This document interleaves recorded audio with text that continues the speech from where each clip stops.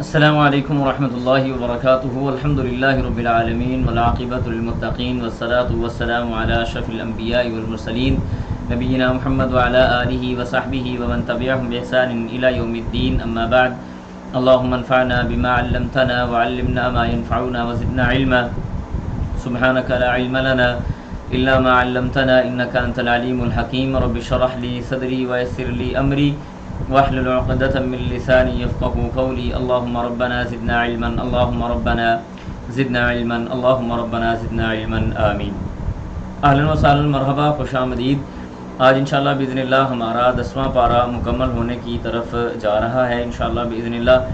سورہ توبہ میں ہی ہم لوگ چل رہے ہیں۔ غزوہ تبوک ہمارے ساتھ چل رہا تھا جیسے کہ ہم پہلے پڑھ چکے ہیں، اور غزوہ تبوک کے اندر انشاءاللہ باذن اللہ منافقین کے کچھ رویوں کے حوالے سے، ان کے کچھ مقاصد کے حوالے سے، ان کے کچھ معاملات کے حوالے سے اللہ سبحانہ و تعالیٰ کھول کھول کر اپنی آیات کو بیان کر رہے ہیں۔ رسول اللہ صلی اللہ علیہ وسلم کو سمجھایا جا رہا ہے، مومنین کو ان کے رویوں کے بارے سے، ان کی سازشوں کے بارے میں بتایا جا رہا ہے کہ تم نے اپنے آپ کو کس طرح سے بچا کے رکھنا ہے۔ اسی حوالے سے آگے بات چل رہی ہے۔ گزشتہ سبق کے آخر پہ ہم نے کل جو آیات پڑھی ان کے اندر چونکہ پیچھے صدقات کا ذکر تھا، پھر اس کے بعد اللہ سبحانہ و تعالیٰ نے فرضی زکوٰۃ کا بھی ذکر کر دیا، اور اس کے بعد دوبارہ ٹاپک ایک دفعہ پھر اپنی اصل کی طرف لوٹ آیا، اور وہ یہ تھا کہ غزوہ تبوک میں منافقین کا مسلمانوں کے مقابلے میں کیا کردار رہا ہے۔ تو اللہ سبحانہ و تعالیٰ اسی بات کو آگے بڑھا رہے ہیں، لہٰذا اللہ فرماتے ہیں اعوذ باللہ من الشیطان الرجیم، فرمایا یحلفون، وہ قسمیں اٹھاتے ہیں، باللہ اللہ سبحانہ و تعالیٰ کی، لکم تمہارے لیے، لیرضوکم تاکہ وہ تم کو راضی کر دیں۔ یعنی یہ مومنین کے سامنے منافقین آ کے اللہ سبحانہ و تعالیٰ کی قسمیں اٹھایا کرتے تھے۔ یہاں پہ ایک بات یاد رکھیں، قسم جو اٹھانا ہے یہ صرف اور صرف اللہ سبحانہ و تعالیٰ کی ذات کے ساتھ ہے، کسی اور کے نام کی قسم اٹھانا جائز نہیں ہے۔ جیسے کوئی بندہ قسم اٹھاتا ہے، جی مجھے ماں کی قسم، مجھے باپ کی قسم، مجھے بیٹے کی قسم، مجھے بھائی کی قسم، مجھے بیوی کی قسم، بچوں کی قسم وغیرہ وغیرہ، ایسی کوئی قسم شریعت کے اندر نہ رائج ہے، نہ اس کا کوئی وجود ہے، بلکہ رسول اللہ صلی اللہ علیہ وسلم کی حدیث سے فرمایا کہ من حلف بغیر اللہ فقد اشرک، یہ شرک اصغر ہے ایک طرح سے، کہ اگر کوئی آدمی اللہ کے علاوہ کسی اور چیز کی قسم اٹھاتا ہے۔ تو لہٰذا یہاں پہ درمیان میں جملہ بہرحال آ گیا قسم کے حوالے سے، تو یاد رکھیں قسم صرف اللہ کی ذات کی کھائی جائے گی یا اٹھائی جائے گی۔ تو اللہ کہتے ہیں یحلفون باللہ، وہ اللہ کی قسمیں اٹھاتے ہیں، لکم تمہارے لیے، لیرضوکم تاکہ وہ آپ کو راضی کر دیں۔ پھر آگے اللہ فرماتے ہیں واللہ، اور اللہ سبحانہ و تعالی، ورسولہ، اور اس کا رسول صلی اللہ علیہ وسلم، احق، وہ زیادہ حق رکھتا ہے کس بات کا، ان یرضوہ، کہ اس کو راضی کیا جائے۔ یعنی اگر راضی کرنے کی ہی بات ہے تو راضی کرنا عام لوگوں کے لیے نہیں ہے، یہ صرف مومنین کے لیے نہیں ہے، بلکہ راضی رکھنے کے زیادہ حقدار اللہ اور اس کے رسول ہیں۔ ان کانوا مؤمنین، ان اگر کانوا وہ تھے، مومنین ایمان لانے والے، یعنی اگر وہ اتنے ایماندار ہوتے یا اتنے ایماندار تھے تو ان کو مومنین کو راضی کرنے کی ضرورت شاید نہیں تھی، بلکہ اللہ اور اس کا رسول وہ زیادہ حق رکھتے تھے، ان کو راضی کیا جاتا۔ اس کے بعد آگے اللہ کہتے ہیں الم یعلموا، الم کیا نہیں، یعلموا وہ جانتے، کیا وہ یہ بات نہیں جانتے، انہ کہ وہ من یحادد، من جو بھی، یعنی کہ جو بھی یحادد اللہ مخالفت کرے گا، یا جس کو آپ یہ کہہ لیں مقابلہ کرے گا اللہ سبحانہ و تعالیٰ کا، ورسولہ، اور اس کے رسول صلی اللہ علیہ وسلم کا، فَأَنَّا تو لہو اس کے لیے ہے، نار جہنم، جہنم کی آگ، خالدن فیہا، وہ اس میں ہمیشہ ہمیشہ رہیں گے۔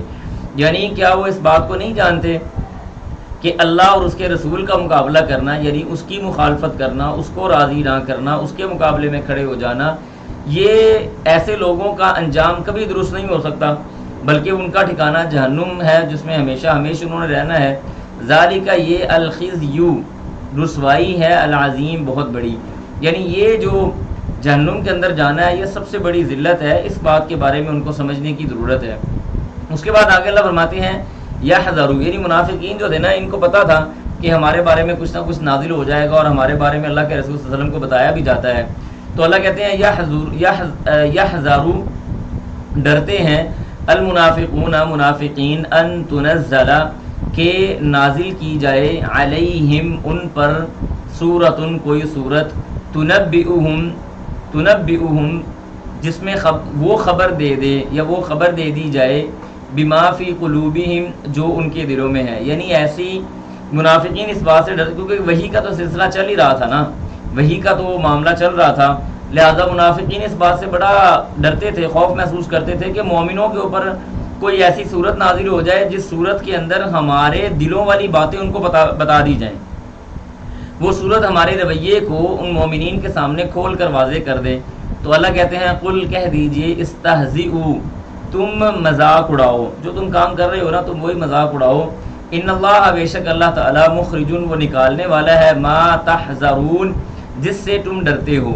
یعنی جس بات کا تمہیں اندیشہ ہے کہ کہیں یہ بات ہماری واضح نہ ہو جائے، لوگوں کو پتہ نہ چل جائے، اللہ کی طرف سے کوئی صورت نازل نہ ہو جائے. اللہ سبحانہ، تم نے جو مذاق اڑانا ہے وہ اڑاؤ مذاق. یہ مومنین کا مذاق ہی اڑاتے تھے نا، کیا کہتے تھے ان کو پتہ نہیں کس چیز نے گھمنڈ میں ڈال دی ہے، یہ کیوں اس کام کے لیے جا رہے ہیں. اور آگے یہ باتیں بھی آ رہی ہیں انشاءاللہ، اس کے بارے میں بات ہو رہی ہے.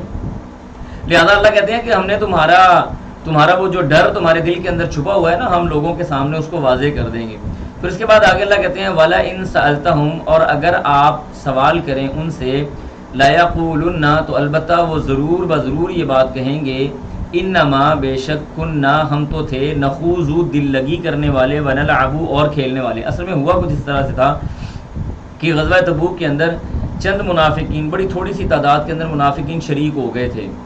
لیکن یہ منافقین پتہ کیا کرتے تھے، یہ راستے میں جاتے ہوئے مسلمانوں کے ساتھ پریشانی کریٹ کر رہے تھے. جیسے اللہ سبحانہ و تعالیٰ نے پیچھے بات بھی کی، ہم نے کل کے سبق میں پڑھا کہ اول تو یہ آپ کے ساتھ جائے گی نہیں، اور اگر جائیں گے تو یہ آپ کو پریشان ہی کریں گے، اس کے علاوہ ان کا کوئی کام نہیں ہے.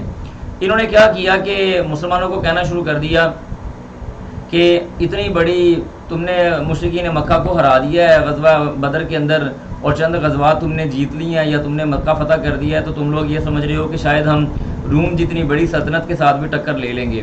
پھر آپس میں یہ بھی کہنا شروع کر دیتے تھے کہ ہمیں تو لگتا ہے وہاں پہ جا کے ہمیں قید کر لیا جائے گا اور ہمیں بڑی سخت سزا دی جائے گی. اس طرح کی اور باتیں جس سے کریوسٹی کریٹ ہوتی مسلمانوں کے درمیان میں، یا پریشانی کریٹ ہوتی، یا مسلمان تنگ ہو جاتے یا ان کے دل تنگ ہوتے. اب اللہ سبحانہ و تعالیٰ نے وحی کے ذریعے رسول اللہ صلی اللہ علیہ وسلم کو یہ باتیں بتلا دیں. نبی علیہ الصلوۃ والسلام نے ان منافقین کو اکٹھا کر لیا، ان کو اپنے پاس بلایا اور انہیں کہا کہ واٹ از دس بیہیویئر، بھائی یہ کیا چل رہا ہے تمہارا درمیان، کیا تم یہ کون سے تم نے حرکتیں شروع کی ہوئی ہیں، تم مسلمانوں کے درمیان میں کون سی باتیں پھیلا رہے ہو. تو آگے سے پتہ کیا جواب دینے لگے، کہنے لگے انما کننا نخوض ونلعب، ہم تو نا بس دل لگی کر رہے ہیں. نخوض کا مطلب ہوتا ہے یعنی ایسی بات کرنا جس سے آپس میں سمجھیں کہ ایک ایسی گفتگو کرنا کہ انسان کا ٹائم پاس ہو جائے. نخوض کا مطلب یہ ہوتا ہے یعنی ہم تو آپس میں ٹائم پاس کر رہے ہیں، ونلعب، اور تو ہم کھیل تماشا کر رہے ہیں، ایسی تو کوئی بات نہیں ہے، ہم نے تو کوئی ایسی بات نہیں کی.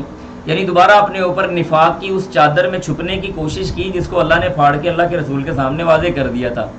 اب اللہ سبحانہ و تعالیٰ نے آگے سے جواب دیا، فرمایا قل، کہہ دیجئے، باللہ، کیا اللہ تعالیٰ، و آیاتی ہی، اور اس کی آیتیں، و رسولی ہی، اور اس کا رسول ہی رہ گئے ہیں، کن تم، جن کے ساتھ تم ہو، تستہزئون، مذاق کرتے.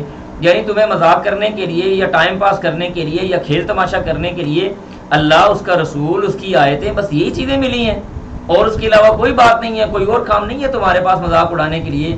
یہاں سے یہ بات بھی ثابت ہوتی ہے کہ نہ تو شریعت کے کسی حکم کا مذاق اڑایا جائے گا، نہ ہی اللہ سبحانہ و تعالیٰ کا مذاق اڑایا جائے گا، اور نہ ہی رسول اللہ صلی اللہ علیہ وآلہ وسلم کا مذاق اڑایا جائے گا. یہ بات یاد رکھیں، یہ تینوں چیزیں اگر کوئی بندہ غیر ارادی طور پہ کرتا ہے تو وہ کبیرہ گناہ کا ارتکاب کر رہا ہے، اور اگر کوئی آدمی ارادتاً ایسا کام کرتا ہے کہ وہ اللہ کا مذاق اڑائے یا اللہ کی شریعت کا مذاق اڑائے یا رسول اللہ صلی اللہ علیہ وسلم کا مذاق اڑائے یا آپ علیہ الصلوۃ والسلام پہ طعن کرے، وہ بندہ بھی اتفاق العلماء دائرہ اسلام سے خارج ہے اگر اس نے ارادتاً یہ کام کیا ہے. ٹھیک ہے، جیسے میں آپ کو ایک مثال دیتا ہوں چھوٹی سی. آپ کہیں گے کہ اس کو نا ہمارے عقیدہ کے اندر کہا جاتا ہے الاستہزاء بالدین، یعنی دین کے معاملات کے اندر مذاق کرنا یا مذاق اڑانا. جیسے میں آپ اس کو ایک سادہ سی مثال دیتا ہوں، ہمارے معاشرے کے اندر، ایون ہمارے خاندانوں کے اندر بھی یہ بات بڑی عام ہے. کوئی ایسا آدمی یا کوئی ایسا ہمارا مسلمان بھائی جو اپنی شلوار ٹخنوں سے اونچی رکھتا ہو، اپنی پینٹ وغیرہ یا پتلون یا جو بھی اس نے پہنا ہوا ہے وہ ٹخنوں سے اونچی رکھتا ہو، تو بعض لوگ اس کو مزاحن یہ بات کرتے ہیں کہ تم کون سا کوئی زمین میں پانی لگانے کے لیے جا رہے ہو جو تم نے اپنی شلوار اتنی اونچی اٹھائی ہوئی ہے. یہ اللہ کی شریعت کا مذاق اڑانا ہے.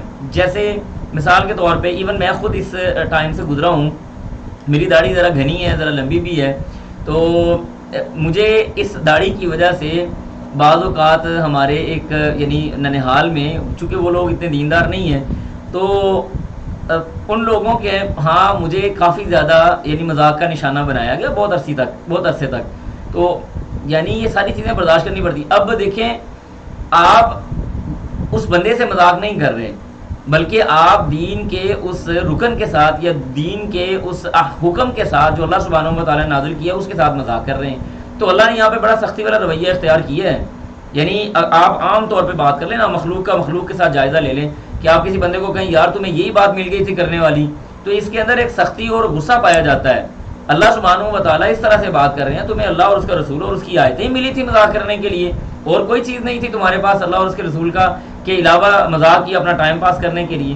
تو یہاں پہ اللہ کے رسول صلی اللہ علیہ وسلم یعنی اللہ سبحانہ و تعالیٰ نے منافقوں کو ڈانٹ پلائی ہے. اس کے بعد فرمایا لا تعتذروا، تم کوئی عذر پیش مت کرو، تمہیں معذرت کی ضرورت نہیں ہے. یعنی انہی منافقین کے بارے میں بات کی گئی ہے کہ تمہیں معذرت کرنے کی ضرورت بالکل بھی نہیں ہے. قد تحقیق کفرتم، تم کافر ہو چکے ہو، بعد ایمانکم، تمہارے ایمان کے بعد. تم ایمان لانے کے بعد کافر ہو چکے ہو. کس کے ذریعے؟ اللہ کا مذاق اڑانے کے ساتھ، اللہ کے رسول کا مذاق اڑانے کے ساتھ، اور اللہ کی آیات کا مذاق اڑانے کے ساتھ، اور وہ نفاق جو تمہارے دلوں کے اندر موجود ہے اس کی وجہ سے. اس کے بعد آگے اللہ کہتے ہیں ان نعفو، اگر ہم معاف کر دیں، عن طائفۃ، ایک گروہ کو، منکم، تم میں سے، نعذبو، تو ہم عذاب دیں گے، طائفۃ، ایک اور گروہ کو، بانہم، اس وجہ سے، کانوا، کہ وہ تھے، مجرمین، مجرم لوگ. یعنی اس کے دو مطلب ہیں. ایک تو یہ ہے کہ انہی منافقین میں سے بعض ایسے لوگ تھے جنہوں نے سچی توبہ اور معذرت کر لی تھی کہ واقعی ہم سے یہ غلطی ہوئی ہے، اور اس کے بعد وہ مسلمان ہو گئے تھے. تو یہاں پہ اللہ سبحانہ و تعالیٰ نے ان کا ذکر کیا ہے کہ ایسے لوگوں کو ہم اگر معاف کر دیں گے تو اس کے مقابلے میں وہ لوگ جنہوں نے کوئی معافی نہیں مانگی یا توبہ نہیں کی ان کو ہم ضرور بضرور عذاب دیں گے. اور دوسرا اس کا مطلب یہ ہے کہ مدینہ واپس جانے کے بعد، یا اللہ کے رسول صلی اللہ علیہ وسلم کے بعد بھی، یا نبی علیہ الصلوۃ والسلام کے اس واقعے کے بعد بھی، جو لوگ منافقین میں سے توبہ کر کے، سچی توبہ کر کے دین میں آئیں گے، اللہ اس کو معاف کر دے گا. لیکن اگر کوئی سچی توبہ نہیں کرے گا، نقصان پہنچانے کی کوشش کرے گا، تو اللہ سبحانہ و تعالیٰ اس کو عذاب میں ضرور بضرور مبتلا کریں گے. اب یہاں پہ اللہ نے منافقوں کے بارے میں یہ بات بیان کی ہے کہ منافق مرد اور عورت کرتے کیا ہیں. فرمایا المنافقون، منافق مرد، والمنافقات، اور منافق عورتیں، بعضهم من بعض، ایک دوسرے میں سے ہیں. ان دونوں کا تعلق ایک دوسرے کے ساتھ ہے. یہ کرتے کیا ہیں؟ یأمرون بالمنکر، برائی کا حکم دیتے ہیں، وینہون عن المعروف، نیکی سے منع کرتے ہیں، ویقبضون ایدیہم، ویقبضون، اور یعنی تنگ کر لیتے ہیں. قبضے سے نکلا ہوا ہے نا، کسی چیز کو پکڑ لینا، تنگ کر لینا.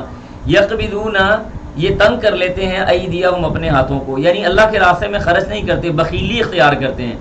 ٹھیک ہے جی. آگے فرمایا نسوا اللہ، نسوا اللہ، وہ بھول گئے اللہ کو، فناسیہم، تو وہ بھی ان کو بھول گیا. اب یہاں پہ ایک سوال پیدا ہوتا ہے.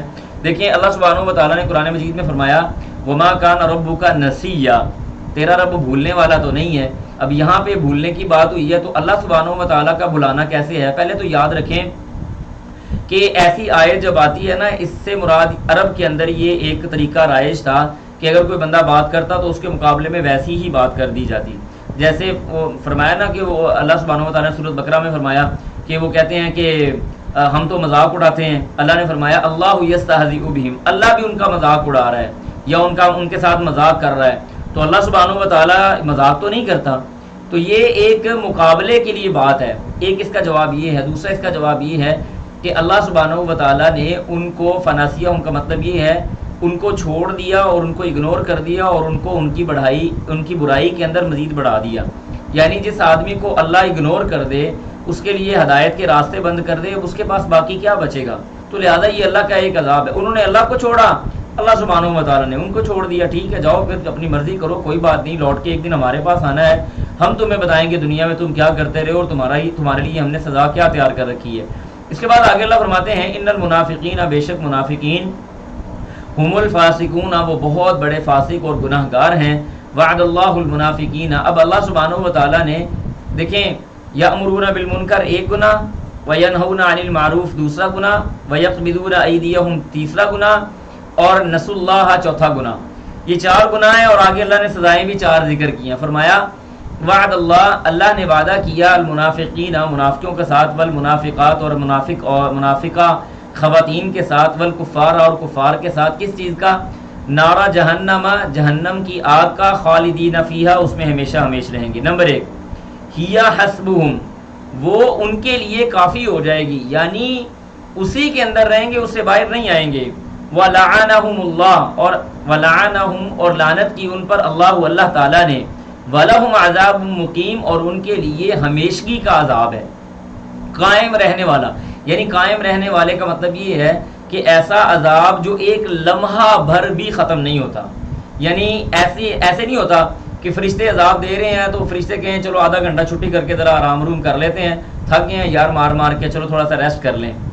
ایسے عذاب کو مقیم نہیں کہا جاتا، مقیم اقامت سے ہے، یعنی مکمل طور پہ کھڑے ہو کے اور ہمیشگی کے ساتھ قائم رہتے ہوئے، بغیر کسی انقطاع کے، بغیر کسی انفصال کے، بغیر کسی یعنی انقطاع کے، کہ نہیں ایسا نہیں، یہ ایسے ہی عذاب ہوگا ان کو بغیر رکے ہوئے۔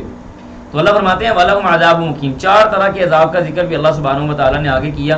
اس کے بعد اگلے پیج پہ اللہ سبحانہ و تعالیٰ دوبارہ انہی منافقین کے حوالے سے بات فرماتے ہیں، فرمایا کالذین، ان لوگوں کی طرح، یعنی منافقین کے رویے کے بارے میں اور پہلے لوگوں کی بات کر رہے ہیں۔ فرمایا کالذین، ان لوگوں کی طرح، من قبلکم، جو تم سے پہلے تھے، یعنی تم سے پہلے بھی لوگ تھے، کانوا اشد، کانوا وہ تھے، اشد بہت یعنی سب سے زیادہ سخت، منکم تم سے، یعنی تمہاری نسبت پہلے لوگ بڑے سخت جان تھے، قوتاً اپنی طاقت کے اعتبار سے، واکثرا اور وہ زیادہ تھے، اموالاً اپنے مال کے اعتبار سے، واولاداً اور اولاد کے اعتبار سے۔ پہلی جو قومیں تمہارے سامنے گزری ہیں، جیسے قوم عاد ہے، قوم نوح ہے، قوم لوط ہے، یا باقی جو قومیں ہیں، یہ ساری کی ساری قومیں اللہ سبحانہ و تعالیٰ نے فرمایا کہ یہ قومیں تمہارے مقابلے میں طاقت کے اعتبار سے بھی مضبوط تھیں، مال کے اعتبار سے بھی مضبوط تھیں، اور اسی طرح اولاد کے اعتبار سے بھی بڑی مضبوط تھی، یہاں تک کہ ان کو لگتا تھا کہ ہمارے علاوہ کسی اور کی حکومت یہاں پہ نہیں آ سکتی۔ پہاڑوں کو کاٹ کے، پہاڑوں کو توڑ کے وہ گھر بناتے تھے، دنیا کے بہترین قسم کی انجینئرنگ ان کے اندر پائی جاتی تھی۔ اللہ تعالیٰ نے پتہ کیا کہا؟ فرمایا کہ فاستمتعوا، انہوں نے فائدہ حاصل کیا، بخلاقہم، خلاق کا مطلب ہوتا ہے اپنے حصے کا، یعنی انہوں نے اپنے حصے کا فائدہ حاصل کیا۔ فاستمتعوا، پس انہوں نے فائدہ حاصل کیا، بخلاقہم، اپنے حصے کا، فاستمتعتم، پس تم بھی فائدہ حاصل کرو، بخلاقکم، اپنے حصے کا۔ کیسے؟ کما، جیسے، استمتع، فائدہ حاصل کیا، الذین، ان لوگوں نے، من قبلکم، تم سے پہلے، بخلاقہم، اپنے حصے کا، وخذتم، اور تم بھی پڑ گئے، کالذی، ان کی طرح، خاضوا، جیسے وہ پڑے تھے، یعنی جس طرح جن برائیوں کے اندر، جس تکبر کے اندر، جن معاملات کے اندر، جیسے کہ انہوں نے معاملات کیے ویسے تم نے کیے، جیسے انہوں نے رسولوں کو جھٹلا دیا ویسے تم نے رسولوں کو جھٹلا دیا، جیسے تم تکبر کرتے ہو اپنے مال کے اوپر اور اپنی اولاد کے اوپر، ویسے ہی انہوں نے بھی اپنے مال اور اپنے، جیسے انہوں نے اس طرح کا تکبر کیا تم بھی ویسے ہی تکبر کرنے والے ہو۔ اب آگے اللہ فرماتے ہیں نتیجہ کیا نکل رہا ہے، فرمایا اولئک، یہی ہیں وہ لوگ، حبطت اعمالہم، ختم ہو گئے، برباد ہو گئے ان کے اعمال، فی الدنیا، دنیا کی زندگی میں، والآخرہ، اور آخرت میں تو ان کا کوئی حصہ ہے ہی نہیں، وَأُولَئِكَ، اور یہی ہیں وہ لوگ، ہم الخاسرون، جو خسارہ پانے والے ہیں۔ تو لہٰذا یہ بات ذہن سے نکال دینی چاہیے کہ اگر تمہیں یہ شک شبہ ہو تھوڑا سا، تو تمہارے سامنے وہ قومیں موجود ہیں، جیسے ابھی ان قوموں کا تذکرہ باقاعدہ نام لے کے آیا۔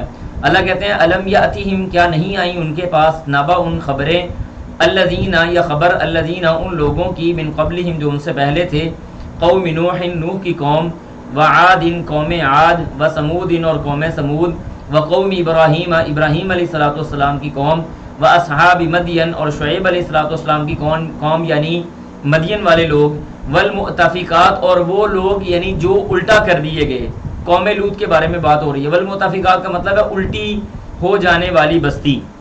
فرمایا کیا ان لوگوں کے قصے یا ان لوگوں کی خبریں تم تک نہیں پہنچی؟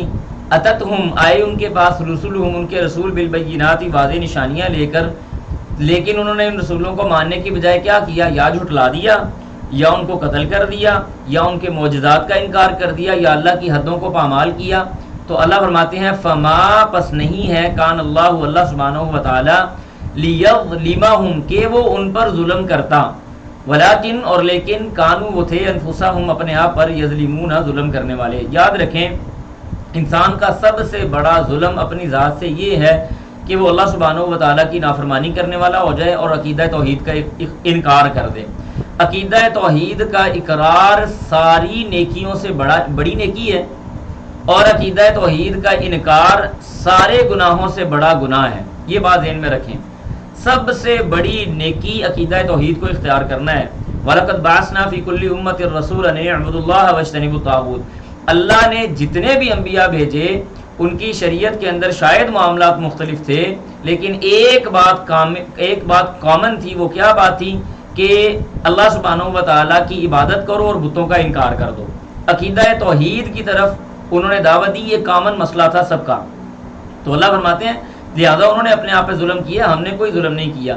اب منافقوں کے مقابلے میں مومنین کے رویے کا تذکرہ ہو رہا ہے۔ اللہ فرماتے ہیں والمؤمنون، واللہ یقین کریں یہ مومن جو لفظ ہے نا، پیار سے ذرا لینا تو بندے کو ویسے ہی پیار سا ہی ہو جاتا ہے، ایک میٹھا سا لفظ ہے، بڑا پیار۔ اس کے بارے آپ ایسے لے لیں، چلیں ذہن سے نکال دیں، کافر، منافق اور مومن، آپ کو خود اندازہ ہوگا کہ اس کے اندر بڑی چاشنی ہے۔ اللہ کہتے ہیں والمؤمنون، اور مومنین مرد، والمؤمنات، اور مومنات عورتیں، بعضهم اولیاء بعض، یہ ایک دوسرے میں سے ہیں، ایک دوسرے سے محبت کرنے والے ہیں۔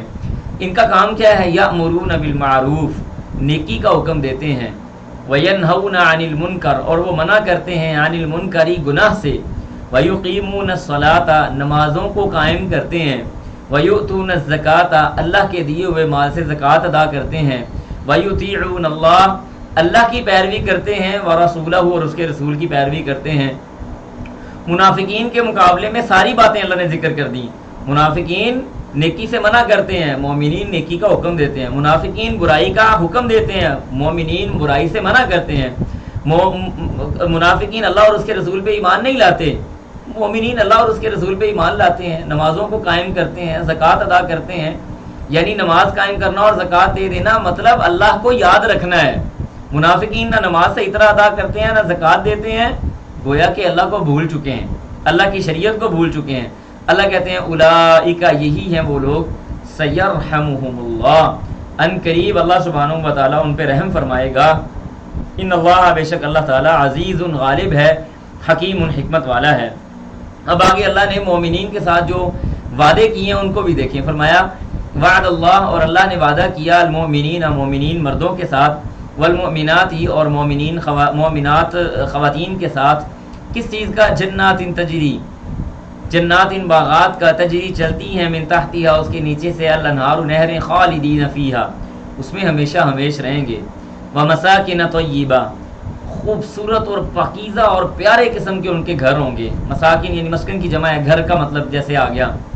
یعنی آپ اندازہ کریں کہ نبی علیہ السلام کی ایک حدیث ہے، آپ علیہ السلام نے فرمایا جو بندہ دن میں 12 رکعتیں پڑھتا ہے، 12 سنتوں کو ادا کرتا ہے، اللہ سبحانہ و تعالیٰ جنت میں ایسے آدمی کے لیے ایک موتی سے گھر بنائے گا، ایک موتی سے۔ آپ تھوڑا بندہ تصور میں جا کے دیکھیں، ہم نے چھوٹا سا گھر بنانا ہو، ہمیں سیمنٹ، ریت، بجری، یہ وہ پتہ نہیں کیا کچھ لے کے آنا پڑتا ہے، اور اللہ سبحانہ و تعالیٰ ایسے مومن کے لیے جو 12 رکعتیں دن میں پڑھتا ہے، فرمایا ایک موتی کے ساتھ اللہ تعالیٰ اس بندے کا گھر جنت میں بنائیں گے۔ اللہ اکبر کبیرہ۔ یہ ہے مساکن طیبہ، چاندی اور سونے کی اینٹیں لگی ہوں گی، ہیں جی، کستوری اور عنبر کا گارا ہوگا، اور کیا کمال قسم کے موتیوں کے ساتھ اللہ سبحانہ و تعالیٰ نے اس کے اندر نقش و نگار کیے ہوں گے، جو نہ کسی آنکھ نے دیکھے نہ کسی کان نے سنے۔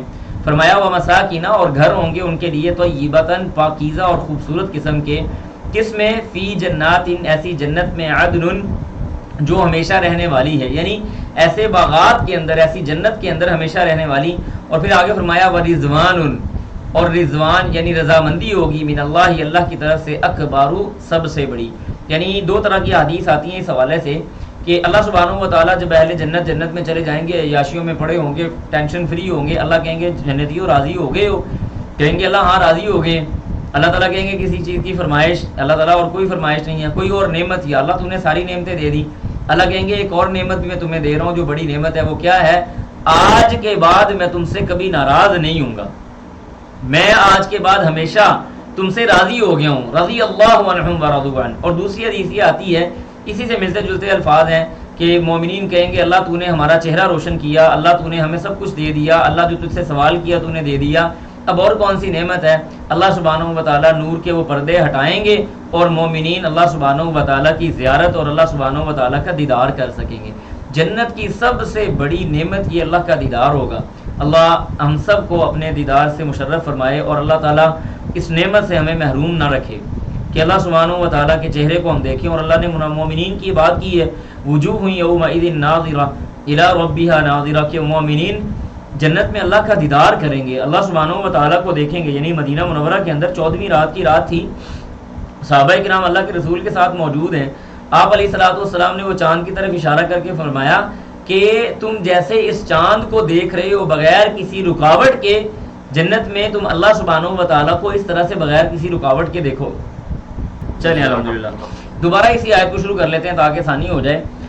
تو اللہ فرماتے ہیں یحلفون، وہ قسمیں اٹھاتے ہیں، باللہ اللہ سبحانہ و تعالیٰ کی، کہ ما قالو انہوں نے کچھ نہیں کہا، وَلَقَدْ اور البتہ تحقیق، قالو انہوں نے کہا، کلمۃ الکفری کفر کا کلمہ، وَکَفَرُوا اور انہوں نے انکار کیا یعنی وہ کافر ہو گئے، بعد اسلامہم اپنے اسلام کے بعد، وہموا اور انہوں نے قصد کیا یا ارادہ کیا، بما اس چیز کے ساتھ، لم ینالو جو ان کو نہیں پہنچی۔ اب میں آپ کو یہاں پہ تھوڑا سا پس منظر سمجھا دیتا ہوں کہ ان لوگوں کا کفریہ کلمے کیا تھے۔ اللہ کے رسول صلی اللہ علیہ وسلم کا مذاق اڑانا یا آپ علیہ الصلوۃ والسلام کے بارے میں برا کلمہ کہنا، یہ گویا کہ اسلام سے بے دخل ہونا ہے۔ اس کے بہت سارے واقعات موجود ہیں، آپ لوگ جانتے بھی ہوں گے، لیکن ایک چھوٹا سا واقعہ میں آپ کو بتا دیتا ہوں۔ غزوہ بنو مستلق یعنی جس کو غزوہ مریسی بھی کہا جاتا ہے، اس غزوہ کے بعد مہاجرین اور انصار کسی جگہ پہ پانی لینے کے لیے جمع ہوئے تو آپس میں تھوڑی سی سمجھے چپکلش ہو گئی پانی لینے دینے پر۔ تو یہ عبداللہ بن ابی وغیرہ نے یہ کہا کہ تم لوگ باہر سے آ کے ہمارے اوپر حکومت کرنے لگ گئے ہو، ہم نے تمہیں سارا کچھ دیا ہے، ہم جب مدینے میں داخل ہوں گے تو عزت والا ذلت والے کو مدینے سے باہر نکال دے گا۔ اللہ کے رسول صلی اللہ علیہ وسلم کو سیدھی سیدھی یہ بات کرنی ہے ایک طرح سے۔ نبی علیہ الصلوۃ والسلام تک جب یہ بات پہنچی، ایک صحابی غالباً زید رضی اللہ تعالیٰ عنہ تھے، ان کے ذریعے تو نبی علیہ الصلوۃ والسلام نے بلایا، انہوں نے آ کے قسمیں اٹھا لی، کہنے لگے ہم نے تو کوئی ایسی بات نہیں کی، حالانکہ انہوں نے یہ بات کی تھی۔ تو نبی علیہ الصلوۃ والسلام نے وہ صحابی جو تھے زید رضی اللہ تعالیٰ عنہ غالباً تھے، میرے ذہن میں بالضبط نام نہیں ہے، شاید اس وقت زید ہی تھی یا کوئی اور صحابی تھے، بہرحال ان کو نبی علیہ الصلوۃ والسلام نے ان کی بات چھوڑ دی اور ان کی باتیں مان لی۔ بعد میں اللہ سبحانہ و تعالیٰ نے سورۃ المنافقون نازل کی اور رسول اللہ صلی اللہ علیہ وسلم نے اس صحابی کو بلوا کے ان کی دلجوئی کی، اور انہوں نے بتایا کہ اللہ نے یہ سورۃ منافقون نازل کر دی ہے اور آپ کی برات اللہ سبحانہ و تعالیٰ نے کر دی ہے۔ تو اس میں اللہ سبحانہ و تعالیٰ نے فرمایا کہ جو عزت والا ہوگا وہ ذلت والے کو جو باہر نکالے گا، اصل میں تو عزت اللہ اور اس کے رسول کے لیے ہے، وَلِلَّهِ الْعِزَّةُ وَلِرَسُولِهِ وَلِلْمُؤْمِنِينَ وَلَكِنَّ الْمُنَافِقِينَ لَا يَعْلَمُونَ یا لا يفقهون کے الفاظ آتے ہیں کہ عزت اصل میں اللہ اور اس کے رسول کے لیے اور مومنین کے لیے، منافقین اس بات کو سمجھتے یہ جانتے نہیں ہیں، لہذا ایسی کوئی بات نہیں ہے کہ تم لوگ، یہ ایک طرح سے نبی اسلام کے اوپر الزام تراشی اور آپ علیہ السلام کے بارے میں گستاخی کرنا گویا دین اسلام سے خارج ہونے والی بات تھی۔ اسی طرح ان منافقین نے رسول اللہ صلی اللہ علیہ وسلم کو نعوذ باللہ ثم نعوذ باللہ قتل کرنے کا بھی ارادہ کیا تھا۔ ایک غزوے کے اوپر ان کی پوری پلاننگ تھی۔ نبی علیہ الصلوۃ والسلام کو اللہ سبحانہ و تعالیٰ نے وحی کے ذریعے بتا دیا، اور رسول اللہ صلی اللہ علیہ وسلم نے ان سارے منافقین کے نام حذیفہ بن یمان رضی اللہ تعالیٰ عنہ کو بتائے تھے، ٹھیک ہے جی۔ تو اس لیے فرمایا کہ یہ اصل میں آلریڈی ایسے کام کر چکے ہیں۔ پھر آگے اللہ فرماتے ہیں وما ناقموا، اس کے بعد فرمایا وما ناقموا اور نہیں وہ انتقام، وما ناقموا اور نہیں وہ انتقام لیتے، الا مگر ان اغناہم اللہ کہ اللہ سبحانہ و تعالیٰ نے ان کو غنی کر دیا، ورسولہ اور اس کے رسول نے، یعنی کس بات کا انتقام وہ لے رہے ہیں؟ اللہ اور اس کے رسول نے ان کو غنی کر دیا ہے، کیا اس بات کا وہ انتقام لے رہے ہیں یا اس بات کی طرف وہ آ رہے ہیں؟ لہذا اس بارے میں بھی اللہ سبحانہ و تعالیٰ نے یہ بات کی۔ پھر فرمایا اللہ اور اس کے رسول نے اپنے فضل کے ساتھ ان کو غنی کر دیا۔ فَإِن يَتُوبُوا اگر وہ رجوع کر لیں، یَکُ خَيْرًا لَّهُمْ تو وہ ان کے لیے بہتر ہے، یعنی اگر وہ رجوع کر لیتے ہیں، توبہ استغفار کر لیتے ہیں تو ان کے لیے بہتر ہے۔ وَإِن يَتَوَلَّوْا اور اگر وہ پھر گئے، يُعَذِّبْهُمُ اللَّهُ تو اللہ عذاب دے گا ان کو، عذابًا علیما دردناک عذاب، فی دنیا کی زندگی میں، والآخرہ اور آخرت میں۔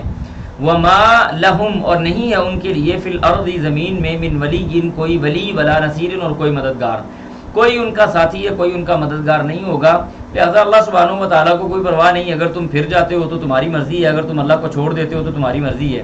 اس کے بعد آگے اللہ فرماتے ہیں ومنہم اور ان میں سے ہیں من عاہد اللہ کہ انہوں نے معاہدہ کیا اللہ تعالیٰ کے ساتھ.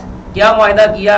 لَإِنْ أَتَانَا، اگر تو ہمیں دے گا من فضلہ اپنے فضل سے، لَنَصَّدَّقَنَّ تو البتہ ضرور بضرور ہم صدقہ کریں گے، وَلَنَكُونَنَّ اور ضرور بضرور ہم ہو جائیں گے من الصالحین نیکوں میں سے. منافقین کا یہ بھی ایک رویہ رہا ہے کہ اللہ سبحانہ و تعالیٰ سے وہ ڈیل کرتے تھے کہ یا اللہ ہمیں اپنے فضل سے امیر کر دے، ہمارے پاس مال و دولت آ جائے، پیسے کی ریل پیل ہو جائے. جب ان کے پاس مال و دولت آتا، پیسے کی ریل پیل ہوتی، تو پتہ کیا کرتے؟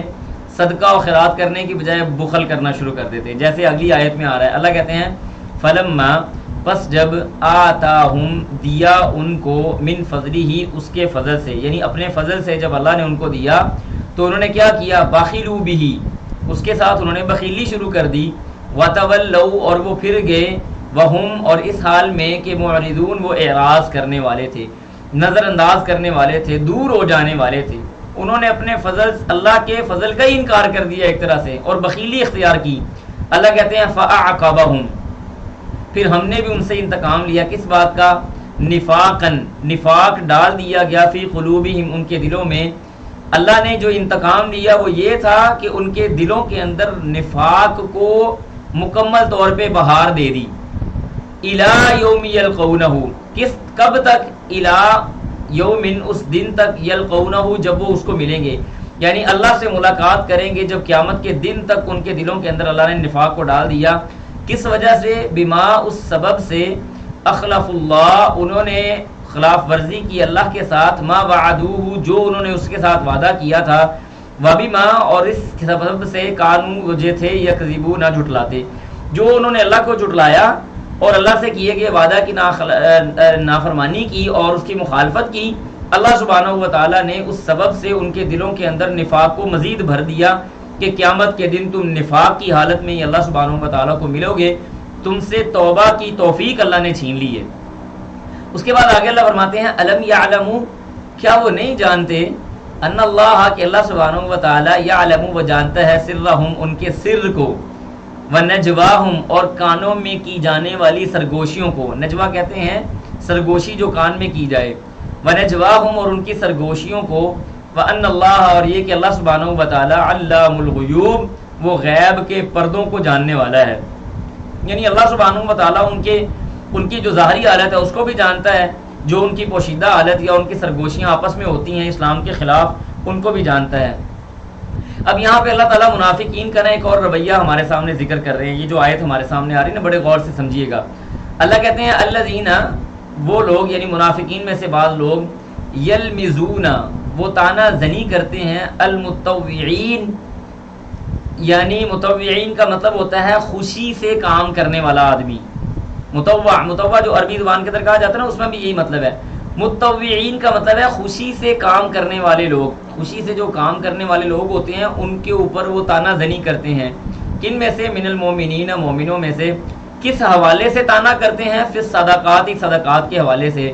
والذین اور ان لوگوں میں بھی لا یجدون وہ نہیں پاتے الا مگر جہدہم اپنی کوشش کو، فیسخرون پس وہ مذاق اڑاتے ہیں منہم ان سے. میں آپ کو یہاں پہ واقعہ سناتا ہوں. نبی علیہ الصلوۃ والسلام نے جب یہ غزوہ تبوک ہوا تو عام صدقات کا اعلان کیا. جب کوئی مسلمان آدمی بہت زیادہ مال لے کے اللہ کے رسول کے پاس آتا تو یہ کہتے دیکھو جی یہ تو ریاکاری کر رہا ہے، اس کا تو مقصد لوگوں کو دکھانا ہے کہ میں اتنا مال لے کے آیا. جیسے ابوبکر صدیق رضی اللہ تعالیٰ عنہ لے کے آئے تھے، اور بعض صحابہ رضوان اللہ عبد الرحمن بن عوف رضی اللہ تعالیٰ عنہ بڑا سامان لے کے آئے تھے. عثمان رضی اللہ تعالیٰ عنہ نے کئی 100 دینار اور درہم اللہ کے رسول صلی اللہ علیہ وسلم کو دیے تھے. تو جب کوئی بڑا آدمی صدقہ کرتا یعنی بڑے پیسے لے کے آتا تو پتہ یہ کیا کہتے لو جی یہ تو دکھلاوا کر رہا ہے. اور وہ لوگ یعنی جہدہ ان سے مراد یہ ان لوگوں کے بارے میں تھی کہ بعض ایسے صحابہ تھے انہوں نے رات بھر کام کیا اور 1 سا کھجوریں ان کو مزدوری ملی. انہوں نے آدھا سا اپنے گھر والوں کو دیا اور آدھا سا اللہ کے رسول صلی اللہ علیہ وسلم کے پاس لے آئے. اب یہ صحابی جو آدھا سا اللہ کے رسول کے پاس کھجوروں کا لے کے آئے نا، رسول اللہ صلی اللہ علیہ وسلم اتنے خوش ہوئے جس کی کوئی حد ہی نہیں. اور آپ علیہ الصلوۃ والسلام نے وہ سارا جو مال وہاں پہ موجود تھا اس سارے مال کے اوپر ان کھجوروں کو پھیلا دیا اور پھیلا کے یعنی اس کے بارے میں دعا کی. پھیلانے کا مقصد کیا تھا؟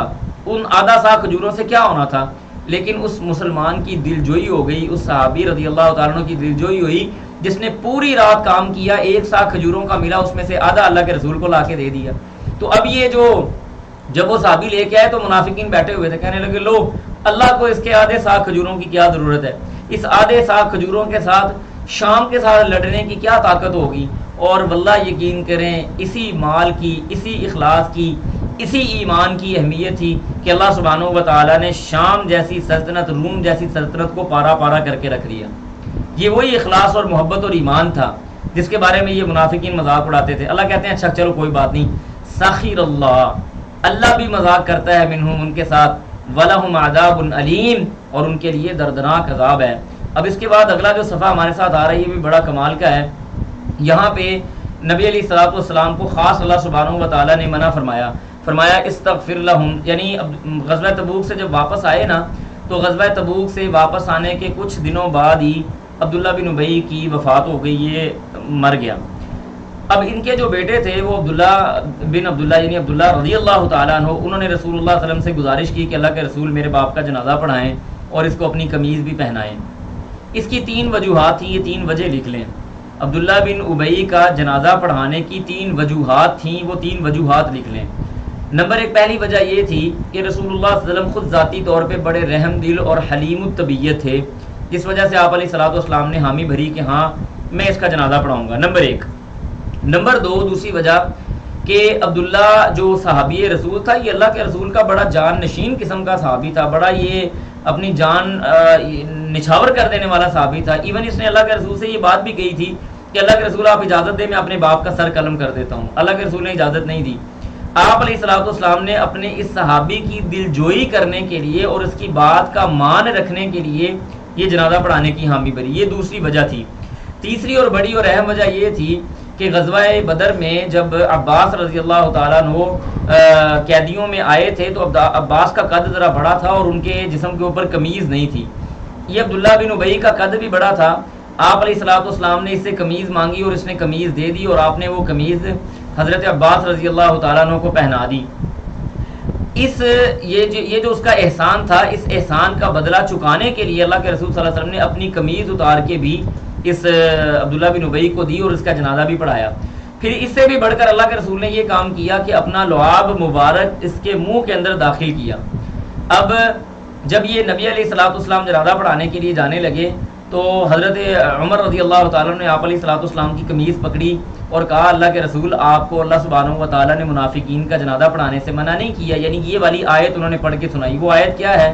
فرمایا اللہ فرماتے ہیں استغفر لہم، آپ ان کے لیے استغفار کریں، او یا لا تستغفر لہم، ان کے لیے استغفار نہ کریں، ان تستغفر لہم، اگر آپ ان کے لیے استغفار کریں 70 مرہ 70 بار، فلن یغفر اللہ ہرگز معاف نہیں کرے گا لہم ان کو۔ 70 بار بھی اگر کریں، یعنی نبی صاحب نے آگے سے یہ بات کہی نا، عمر رضی اللہ تعالیٰ نے عبداللہ بن ابی کے سارے معاملات اللہ کے رسول کے سامنے رکھے، اللہ کے رسول اس نے یہ کیا، اس نے وہ کیا، اس نے آپ کو ذہنی پریشانی میں مبتلا کیا، اس نے عائشہ رضی اللہ تعالیٰ نے زبان درازی کی ہے، یہ سارے کام یاد کروائے ایک طرح سے عمر رضی اللہ تعالیٰ نے۔ تو نبی علیہ السلام نے کہا کہ اللہ نے مجھے 70 بار کہا ہے، میں 70 بار سے زیادہ بار بھی اس کے اوپر مغفرت کی دعا کروں گا، ٹھیک ہے، اگر مجھے موقع مل جائے۔ خیر اللہ کے رسول نے جنازہ پڑھایا، اللہ سبحانہ و تعالیٰ نے کہا کہ اس کے اوپر یعنی ان کے لیے استغفار نہیں کرنا۔ پھر اسی کے نتیجے میں اس کا جنازہ پڑھانے کے بعد وہ اگلی آیات جو آگے آ رہی ہیں وہ نازل ہوئیں، جس میں اللہ سبحانہ و تعالیٰ نے ابدی طور پہ رسول اللہ صلی اللہ علیہ وسلم کو منع فرما دیا کہ کسی منافق کا جنازہ آپ نے نہیں پڑھانا۔ تو اللہ کہتے ہیں ذالک، یہ بانہم، اس وجہ سے ہے، کفروا، انہوں نے انکار کیا، باللہ اللہ تعالیٰ کا، ورسولی، اور اس کے رسول کا، واللہ، اور اللہ سبحانہ و تعالیٰ، لا یہدی، وہ ہدایت نہیں دیتا، القوم الفاسقین، فاسق قوم کو۔ اس کے بعد آگے اللہ کہتے ہیں یعنی منافقین کی خوشی چیک کریں ذرا، فرمایا فریحا، وہ خوش ہو گئے، المخلفون، پیچھے رہ جانے والے، بمقعدہم، بیٹھنے کے ساتھ، یعنی پیچھے رہ کے بیٹھنے کے ساتھ وہ بڑے خوش ہو گئے، خلاف رسول اللہ، رسول اللہ صلی اللہ علیہ وسلم کے خلاف، وکریہو، اور انہوں نے کیا کیا، ناپسند جانا، ان یجاہدوا، کہ وہ جہاد کریں، باموالہم، اپنے مالوں کے ساتھ، وانفسہم، اور اپنی جانوں کے ساتھ، فی سبیل اللہ، اللہ کے راستے میں، وقالو اور انہوں نے کہا، صرف خود نہیں پیچھے بیٹھے بلکہ مومنوں کو، باقی لوگوں کو بھی کہتے تھے، لا تنفروا مت نکلو فی الحر گرمی میں، گرمی میں جانے کی کیا ضرورت ہے، اللہ کے رسول کے پاس جاؤ، عذر لے لو، واپس آ جاؤ، کیا ضرورت ہے جانے کی. اور لوگوں کو منع کرتے تھے. میں نے آپ کو کل بھی غالباً بتایا، یہ شاید باتوں باتوں میں میرے منہ سے یہ کلمہ نکل گیا ہو کہ اس وقت فصلیں پک چکی تھیں. غزوہ تبوک کے موقع پہ ابھی فصلیں پکی نہیں تھیں، فصلیں پکنے والی تھی، گرمی بڑی شدید تھی بہرحال، تو فصلیں بھی نہیں پکیں، اور ویسے بھی مال اور اسباب نام کی کوئی چیز نہیں ہے، اور رومی اتنی بڑی سلطنت ہے جس کے ساتھ ٹکر لینی ہے، لہٰذا کیا ضرورت پڑی ہے اتنی گرمی میں اتنا 1200 1400 کلومیٹر کا فاصلہ پیدل طے کرنے کی. کہنے لگے وقالوا، انہوں نے کہا، لا تنفروا مت نکلو فی الحر گرمی میں. اللہ نے بھی آگے سے جواب دیا، یعنی اللہ کے جواب بھی کمال کے ہی ہوتے ہیں. سبحان اللہ. اللہ کہتے ہیں قل کہہ دیجئے، نار جہنم جہنم کی آگ، اشد حرا وہ زیادہ گرم ہے، وہ بہت زیادہ گرم ہے. لو کانوا یفقہون، اگر وہ سمجھ رکھتے ہیں، اگر ان کو سمجھ آ جائے تو پتہ چل جائے کہ یہ جو دنیا کی آگ یا گرمی ہے یہ تو کچھ بھی نہیں ہے. اللہ کی قسم آپ یقین کریں، ہم لوگ یہ ابھی حج کر کے آئے ہیں، مینا کے اندر لوگ بیٹھے ہوئے تھے، ایئر کنڈیشن خیموں کے اندر تھے. اگر 5 منٹ کے لیے خیمے کے اندر اے سی بند ہو جاتا تو سارے پسینے میں شرابور ہو جاتے اور سب کی حالت غیر ہو جاتی. عرفات کے اندر ہمارے ساتھ یہ ہوا بھی. تو بات کرنے کا مقصد یہ ہے کہ اللہ سبحانہ و تعالیٰ کی ہاں اور جہنم کی گرمی اور اسی طرح سے روز قیامت کی گرمی آج کی گرمی کے مقابلے میں کچھ بھی نہیں ہے. لہٰذا تمہیں تھوڑی سی عقل ہونی چاہیے، کون سی گرمی کی بات تم کر رہے ہو. پھر اس کے بعد آگے اللہ کہتے ہیں فَلْيَضْحَكُوا، بس چاہیے کہ وہ خوش ہوں، قلیلاً کم وہ ہنسیں، وَلْيَبْكُوا اور ان کو چاہیے کہ وہ روئیں، کثیرا زیادہ. کس بات پہ؟ کہ وہ پیچھے رہ جانے والوں میں سے ہو گئے ہیں، وہ ان لوگوں میں سے ہو گئے ہیں جن کو اللہ نے منافقین کہا ہے. ان کو اس بات پہ رونا چاہیے، ہنسنا نہیں چاہیے. جزاءً یہ ان کی جزا ہے، بما کانوا یکسبون، اس سبب سے جو وہ کام کرتے ہیں، جو انہوں نے کام کیے تھے. اس کے بعد آگے اللہ فرماتے ہیں، یعنی غزوہ تبوک ہو گیا.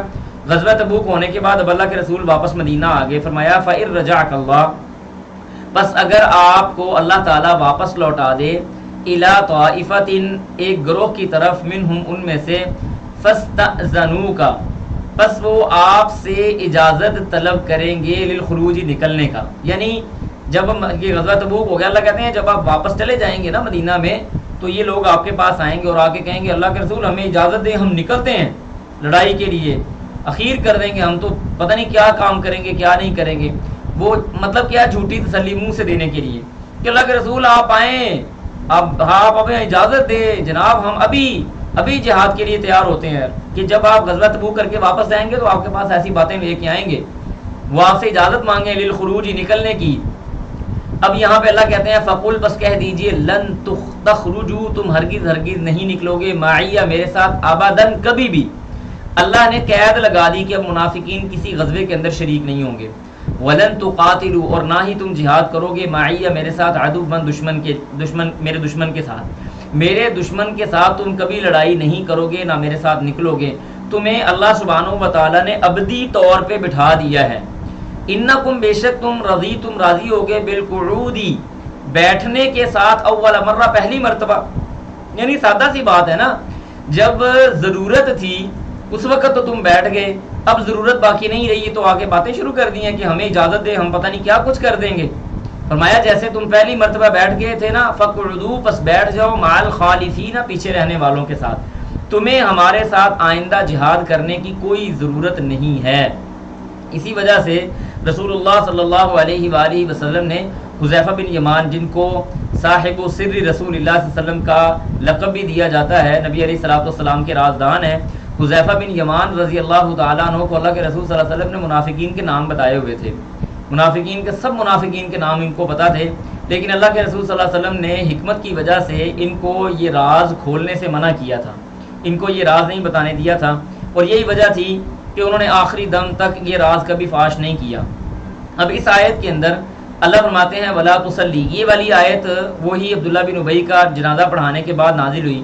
اللہ کہتے ہیں ولا تصلی، نہ نماز ادا کیجیے، علی احد کسی ایک پر، منہم ان میں سے، ماتا جب وہ مر جائے، ابداً کبھی بھی. اب آپ نے کبھی بھی اس کی نماز جنازہ نہیں ادا کرنی.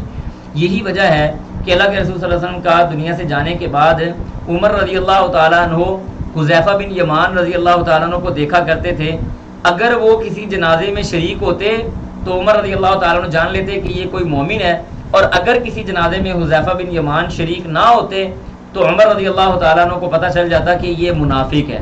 اس کو یعنی اس کا نام اللہ کے رسول صلی اللہ علیہ وسلم نے حذیفہ کو بتایا ہوا ہے.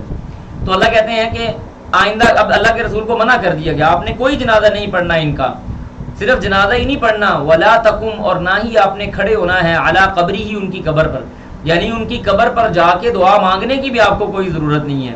انہم، بے شک وہ، کفروا، کافر ہیں، باللہ اللہ تعالیٰ کے، ورسولی، اور رسول کے، یعنی اللہ اور اس کے رسول کا انکار کرنے والے ہیں، وماتوا، اور وہ مرے ہیں اس حال میں، وہم، کہ وہ فاسقون، گناہ گار ہیں، لہذا آپ کو ان کا جنازہ پڑھنے کی بالکل کوئی ضرورت نہیں. بلکہ یہاں پہ ایک بڑا مزے کا واقعہ میں آپ کو بتاؤں کہ عمر رضی اللہ تعالیٰ عنہ جب وہ ان کی وفات کا وقت قریب آیا تو انہوں نے باقاعدہ حذیفہ بن یمان رضی اللہ تعالیٰ عنہ کو بلوا کے پوچھا کہ حذیفہ میرے کان میں بتا دو کہ اللہ کے رسول صلی اللہ علیہ وسلم نے کیا منافقین میں سے میرا نام تو ذکر نہیں کیا؟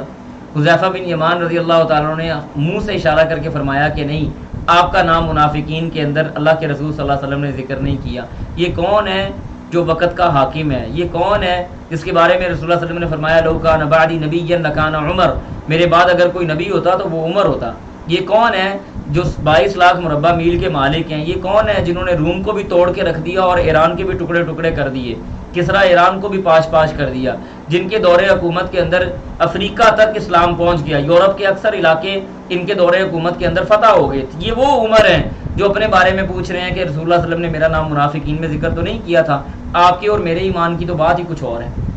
ہمارے ایمان کا تو پتہ نہیں کیا حال ہے، اور ہم لوگ سمجھتے ہیں ہم پتہ نہیں کتنے مومن اور پکے ٹھکے ہم ایماندار ہیں.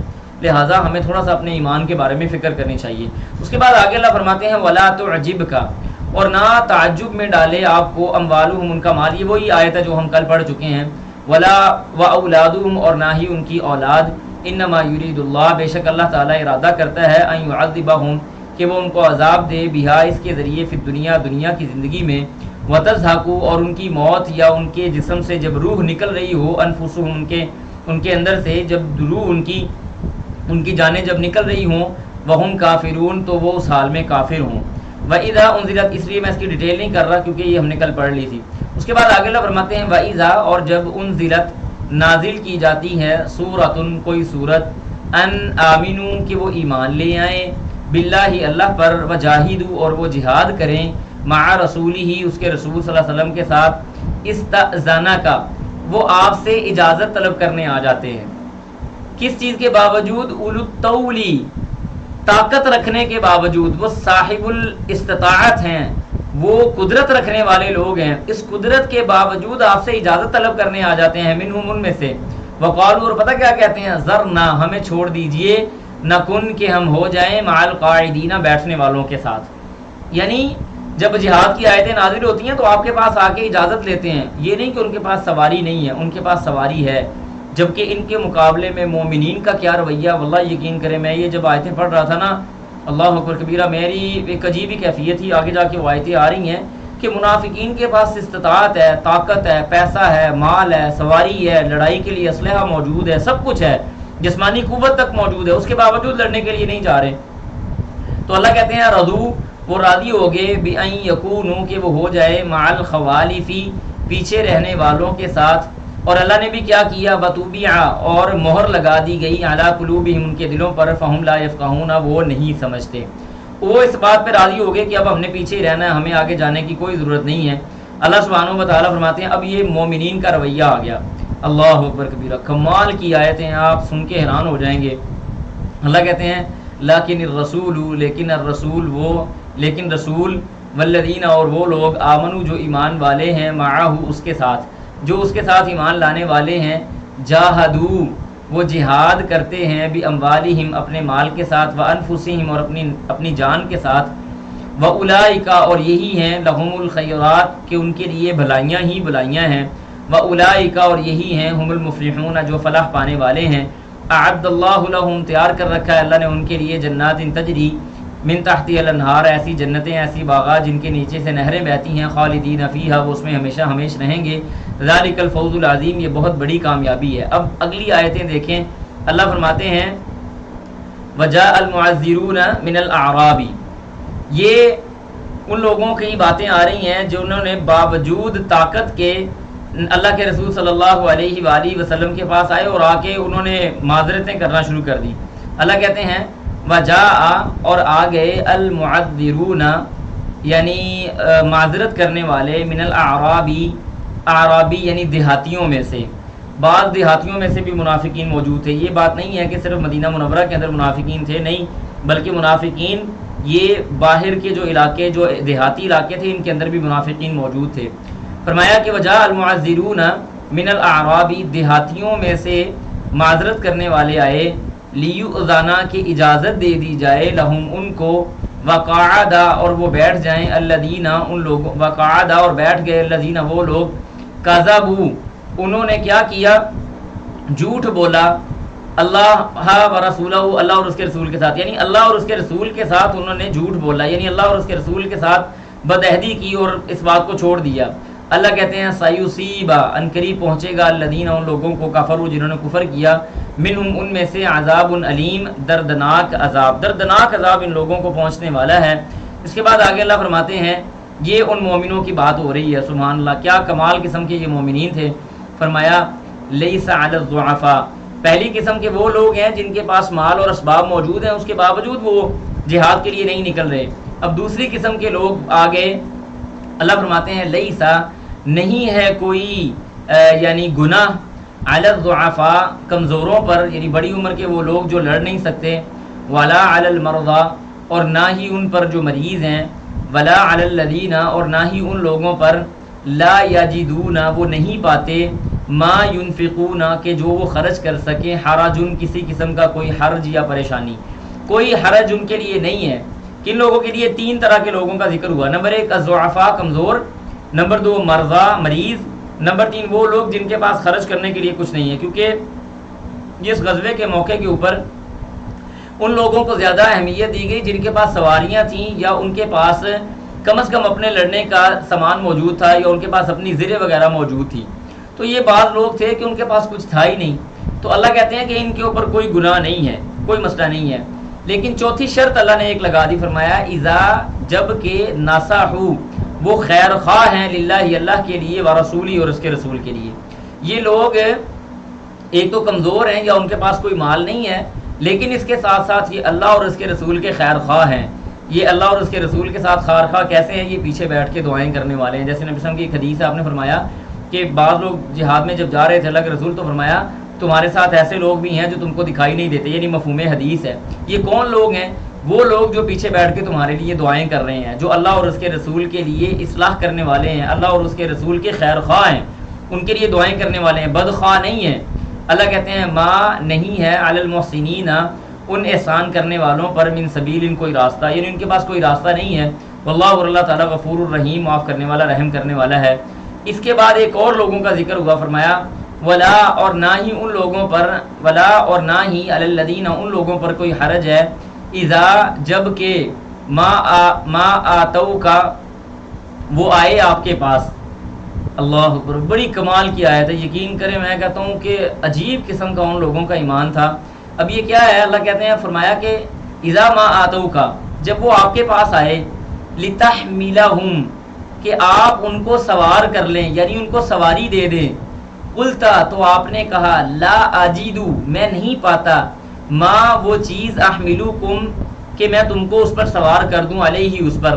یعنی نبی صاحب نے فرمایا کہ میرے پاس سواری نہیں ہے. بعض صحابہ ہے آ کے اللہ کے رسول کو کہا، اللہ کے رسول سواری نہیں ہے، لڑنے کے لیے تیار ہیں، کچھ بھی نہیں ہے، ہمیں سواری دے دیں، کس جگہ پہ سوار کر دیں، اللہ کے رسول لڑائی کریں گے جا کے. اللہ کے رسول صلی اللہ علیہ وسلم نے فرمایا میرے پاس کوئی سواری نہیں ہے جو میں تم کو دوں. اب آگے اللہ نے پتا ان کی کیفیت کیا ذکر کی ہے. فرمایا تولوا وہ پھر گئے، واعینہم اور ان کی آنکھوں میں، اور ان کی آنکھیں، تفیض وہ بہہ رہی تھی، من الدمع آنسوؤں کے ساتھ، ان کی آنکھوں سے آنسو جاری ہو گئے تھے، حزنن غم کی وجہ سے، اتنا حزنن غم کی وجہ سے، اتنا شدید وہ تکلیف میں آپ کے پاس سے واپس پلٹے کہ ان کی آنکھوں سے رونا نکل رہا تھا، ان کی آنکھوں سے آنسو بہہ رہے تھے. اللہ یجدو کہ وہ نہیں پاتے، ما ينفقون کہ وہ کچھ خرچ کر سکیں. یہ وہ لوگ ہیں جو لڑنے مرنے کو تیار ہیں، ان کے پاس ہے کچھ نہیں کہ اللہ کے راستے میں دے سکیں، لیکن لڑائی کے لیے آئے ہوئے، آپ نے انکار کر دیا تو جہاد میں نہ شریک ہونے کا غم ان کو اتنا ہے کہ آپ کے پاس سے جب پلٹے ہیں تو آنکھیں بھیگی ہوئی تھیں، چہرے ان کے رو رہے تھے اور پتہ چل رہا تھا کہ انسان کتنی زیادہ تکلیف میں ہے۔ یہ مومنین کا رویہ تھا جہاد کے موقع پہ، اور اس کے مقابلے میں منافقین کا کیا تھا؟ طاقت کے باوجود لڑنے کو تیار نہیں ہے۔ اللہ فرماتے ہیں انما السبیل، بے شک راستہ، یہ اگلی آیت آ رہی ہے، فرمایا انما السبیل، بے شک راستہ، یعنی علی الذین، ان لوگوں پر، ان کے پاس اور کوئی راستہ نہیں تھا نا، علی الذین، ان لوگوں پر، یستأذنونک، کہ وہ آپ سے اجازت مانگتے، وہم اغنیاء، اور اس حال میں کہ وہ غنی ہوتے، یعنی ایسا نہیں تھا کہ ان کے پاس اگر مال ہوتا تو وہ آپ سے اجازت مانگتے، ان کے پاس سوائے اجازت کے اور کوئی راستہ تھا ہی نہیں۔ وہ کیا کرتے بیچارے؟ نہ ان کے پاس مال ہے، نہ اسباب ہے، نہ زریں ہیں، نہ تلواریں ہیں، نہ تیر ہیں، نہ کمان ہے، نہ سواریاں ہیں، تو وہ کیسے آپ کے ساتھ جاتے؟ لیکن اس کے باوجود بھی اللہ سبحانہ و تعالیٰ کہتے ہیں رضو، وہ راضی ہو گئے، بِأَن يَكُونُوا، کہ وہ بیٹھ گئے، مع الخوالف، ان کے مقابلے میں، یعنی وہ لوگ، بلکہ اس آیت کے اندر اللہ سبحانہ و تعالیٰ نے ان لوگوں کا تذکرہ فرمایا، یعنی الزام کی بات ہو رہی ہے، معذرت کے ساتھ میں کسی اور پرسپیکٹیو سے دیکھ رہا تھا۔ اللہ کہتے ہیں انما السبیل، بے شک الزام یا راستہ، علی الذین، ان لوگوں پر ہے، یستأذنون، کیا کہ وہ آپ سے اجازت طلب کرتے ہیں، وہم اغنیاء، اور اس حال میں کہ وہ مالدار ہیں، یعنی نقصان تو ان لوگوں کا ہے یا گناہگار تو وہ لوگ ہیں کہ باوجود غنی ہونے کے، باوجود استطاعت ہونے کے، وہ اس کے باوجود بھی آپ سے آ کے اجازت مانگ رہے ہیں۔ رضو، اور وہ راضی ہو گئے ہیں، بِأَن يَكُونُوا، کہ وہ ہو جائیں، مع الخوالف، پیچھے رہنے والوں میں سے۔ بعض دفعہ آیت جو ہوتی ہے نا وہ اپنے سیاق و سباق سے پہچانی جاتی ہے، ڈائریکٹ انسان ترجمہ کرنے لگتا ہے، جیسے میں نے آپ کے سامنے ابھی اس آیت کا ترجمہ کسی اور انداز سے شروع کیا، ترجمہ میں نے دوبارہ وہی کیا ہے، لیکن وہ پہلا ترجمہ دوسرے ترجمے سے مختلف ہے، تو اگلی جو آیت کا حصہ ہے اس نے آ کے سمجھایا کہ جناب آپ ترجمہ صحیح نہیں کر رہے، اصل میں ترجمہ یہ ہے۔ تو اللہ سبحانہ و تعالیٰ نے یہاں پہ یہ بات فرمائی کہ گناہ یا الزام تو ان لوگوں کے اوپر عائد ہوتا ہے جنہوں نے باوجود طاقت کے اور غنی ہونے کے آپ سے اجازت طلب کی، رضو، اور وہ راضی ہو گئے، بِأَن يَكُونُوا، کہ وہ ہو جائیں، مع الخوالف، پیچھے رہنے والوں میں سے۔ اور پھر آگے اللہ نے ان کے اوپر مزید کیا عذاب نازل کیا، فرمایا وَطَبَعَ اللَّهُ، اور اللہ سبحانہ و تعالیٰ نے مہر لگا دی، عَلَىٰ قُلُوبِهِمْ، ان کے دلوں پہ، فَهُمْ لَا يَعْلَمُونَ، پس وہ نہیں جاننے والے۔ تو یہ ہمارا آج کا سبق تھا، انشاءاللہ باذن اللہ امید ہے کہ آپ لوگوں نے اس سے استفادہ کرنے کی کوشش کی ہوگی۔ اللہ سبحانہ و تعالیٰ جو بھی آپ کے سامنے رکھا ہے، جو صحیح باتیں ہیں ان کو قبول و منظور فرمائے، اور اگر کوئی غلط بات نکل گئی ہے تو اللہ تعالیٰ اس سے درگزر فرمائے اور معاف فرمائے۔ سبحانک اللہم و بحمدک، نشہد ان لا الہ الا انت، نستغفرک و نتوب الیک۔ السلام علیکم و رحمۃ اللہ وبرکاتہ۔ اگر کوئی سوال ہے تو وہ آپ کر سکتے ہیں۔